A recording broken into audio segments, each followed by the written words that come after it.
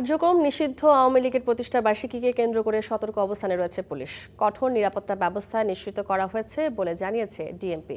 সকালে রাজধানীর মিন্টো রোডের সংবাদ সম্মেলনে এসব জানান সংস্থাটির ক্রাইম বিভাগের অতিরিক্ত পুলিশ কমিশনার নজরুল ইসলাম। এর আগে তিনি জানান, বিপুল পরিমাণ গুলি ও অস্ত্রসহ ওয়ারির শীর্ষ সন্ত্রাসী সজল ওরফে অটো সজল এবং তার 3 সহযোগীকে গ্রেফতার করা হয়েছে। গ্রেফতারকৃত অন্যরা হলেন বাপ্পি, হানিফ ও শামসুন নাহার। তারা যাত্রাবাড়ি থানা থেকে অস্ত্র গুলি লুটের সাথে জড়িত ছিলেন বলে প্রাথমিকভাবে ধারণা করা হচ্ছে।